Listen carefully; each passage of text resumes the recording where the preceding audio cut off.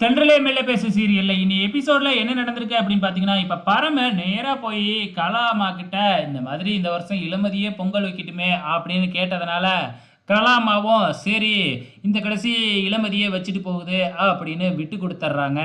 நேரா ஊர் பொதுமக்கள் கிட்ட வந்து இந்த வருஷம் இளமதி பொங்கல் வைக்கட்டும்.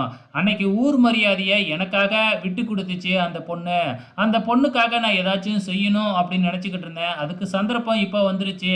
அதனால இளமதிய பொங்கல் வைக்க சொல்லுங்க ஊர் பொங்கல அப்படின்னு கலாமா சொல்லிடுறாங்க.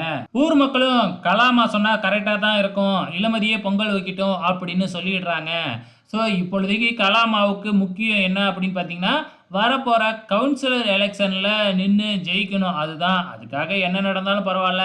இந்த மரியாதைய வச்சுக்கிட்டு நான் என்ன பண்ண போறேன் அப்படின்னு தன்னோட அசிஸ்டன்ட் கிட்ட சொல்லிக்கிட்டு இருக்கிறாங்க.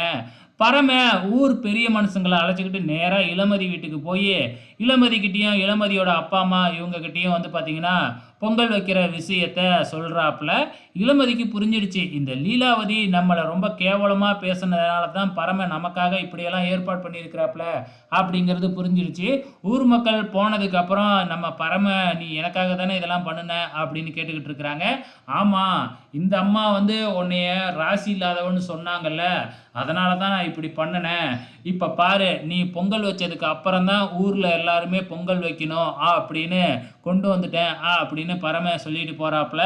இங்க நேரா தன்னோட ரூமுக்கு தான் போறாப்புல. தன்னோட ஃப்ரெண்ட்ஸ் கிட்ட போய் இளமதி கிட்ட ஏதாச்சும் கிஃப்ட் வாங்கி குடுக்கணும். என்ன குடுக்கலாம் அப்படின்னு ஐடியா கேட்டுட்டு இருக்கும் பொழுது, ஒவ்வொருத்தவங்களும் தோடு வாங்கி குடு, புடவ வாங்கி குடு, பொங்கல் பானை வாங்கி குடு அப்படின்னு சொல்லிக்கிட்டு இருக்கும் பொழுது, நம்ம கமலம் அம்மா பேசாம கொலுசு வாங்கி குடுப்பா.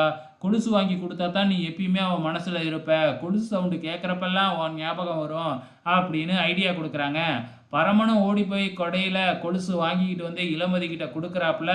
ஆனா இளமதி இருந்துகிட்டு வாங்க மறுத்துடுறாங்க. இப்படியெல்லாம் நீ எப்படி எனக்கு வாங்கி குடுக்கலாம்? நீ கல்யாணம் ஆக போறவன், இன்னொரு பொண்ண கல்யாணம் பண்றவன், நீ எனக்கு கொலுசுலாம் வாங்கி குடுக்கக்கூடாது அப்படின்னு திட்டி அனுப்பி விட்டுர்றாங்க. ஸோ பரமனும் வாங்கிட்டு வந்த கொலுச எடுத்துக்கிட்டு மறுபடியும் போயிடுறாப்புல. ஸோ அப்கமிங்ல என்ன நடக்க போகுது அப்படிங்கிறத பொறுத்திருந்து பார்க்கலாம்.